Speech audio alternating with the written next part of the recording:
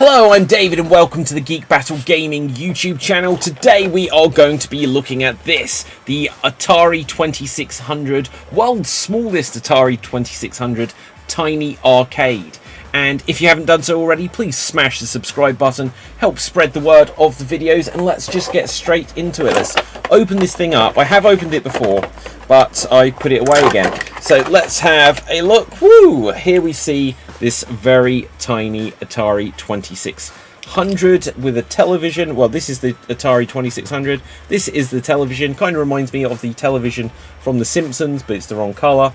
It has that old school look, and like the weird thing about this is actually thicker than my current television. So that's absolutely ridiculous. You can change the angle of the screen here. Imagine if it broke, just so that way you can get a better viewing angle. But this tiny little thing has this little console here. It attaches via a wire, and it is bonkers just because it feels like that's going to rip off.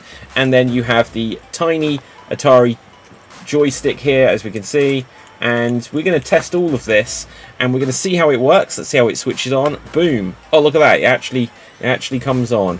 World's smallest tiny arcade Atari 2600. Look at that, it's on Pong. Let's go on to Pong just there, see what happens. Does it work? Does it work? Oh, it works. It works. Uh-oh, I'm not going to get it. Holding the controller the wrong way. Look, I'm going to give this a proper test, so without further ado, let's get into it.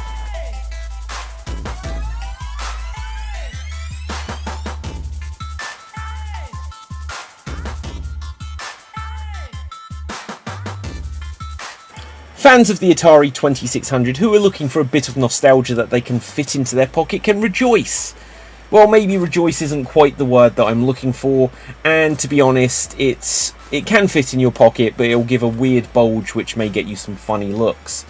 The Atari 2600 Tiny Arcade is more of a novelty gift type of product rather than a serious effort to give you a portable Atari experience. And even though it's called Tiny Arcade, it isn't designed to look like a tiny arcade machine at all. Instead, it's a tiny Atari 2600 attached to a tiny old school looking television.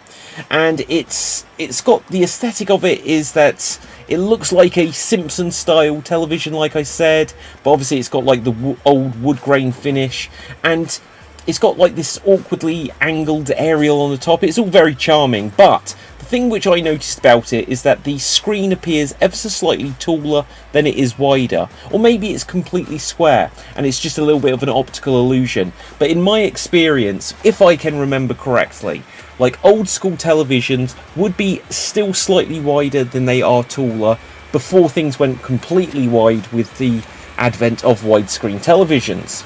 Now, the mini console looks nice, complete with a wood grain finish, but of course this is just like a sticker or something and it's not actually got any real wood on there. It attaches to the mini TV with this very thin wire, which in turn then has a thin joystick that attaches to the mini console. It does feel like it could get caught on something and snap, which would in effect brick the unit. Now, the console itself does have a reset button, but otherwise the little switches on it don't do anything. The actual on and off button of the device is underneath the bottom of the television part of the machine.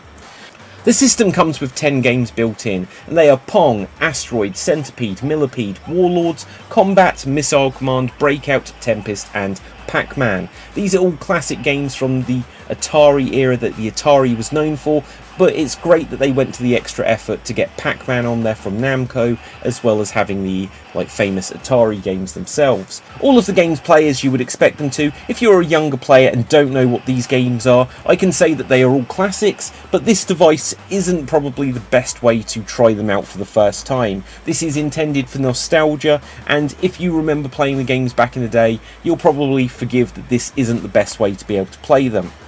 Pac-Man is the Atari 2600 version of Pac-Man, which means that the ghosts constantly flash and you are eating wafers instead of pellets. I know many people weren't a fan of this version of Pac-Man, but I find it good enough to give me that Pac-Man fix, and certainly can't complain too much about this version here. When it comes to Pong, Pong is Pong really, and fortunately the joystick on the console is good enough for the bouncing ball style games, which also include Breakout and Warlords on the machine.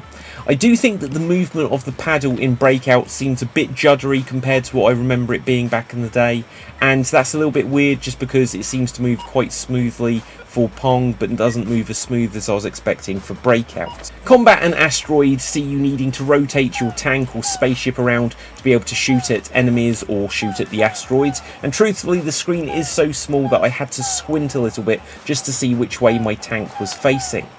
I found that Centipede and Millipede are almost unplayable in this version just because the on-screen action of the Centipede or Millipede moving down the screen was so fast that I really couldn't see when there were just like little bits of the Centipede broke off and these little tiny pixels that I had to shoot.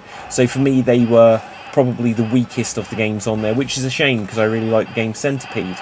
The mini joystick also doesn't lend itself to rapid button pressing, which gave me the worry that this thing is going to break, or just that it wasn't registering as many taps as I was doing. I also found this to be the case on Tempest, where in the end I was just holding the joystick either left or right and bashing the fire button and hoping for the best. I was pleasantly surprised how well Missile Command worked though, as you have to use the joystick to move like a cursor or target that you're aiming around the screen, and it actually worked really well on this game, which is surprising considering just for something that moved left and right I found a little bit tricky, but for something where I had to move the joystick in all directions it worked quite well. A downside to this machine is I'd say that even after a few minutes of play I was finding that my hand was starting to hurt. Using the mini joystick and just like having your fingers in like little pincers did get a little bit tiresome after only a few minutes of using it, and I don't think it's something where you will say, oh, I'll get used to it because you're going to keep playing it.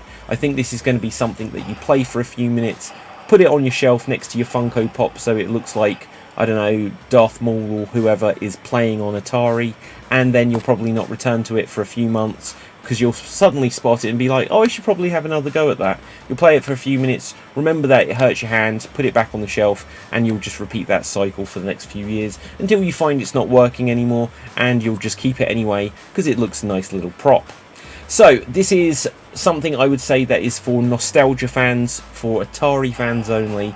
If you give it to someone who is just a video game fan and it's like a stocking filler at Christmas or just like a little bonus present for their birthday, I think that's like it'll be nice, but it's not going to be something that's going to be anyone's favourite way to play any of these games, and there are certainly easier ways to play these games on the go just because the little television in this is chunky and it does feel that the wires will break if you were to put this in your pocket or get caught in a bag or something. So anyway, that's going to wrap things for this video. If you haven't done so already, this is the Geek Battle Gaming YouTube channel, and I would appreciate if you would smash that subscribe button, and that would be brilliant. So until next time, ciao for now.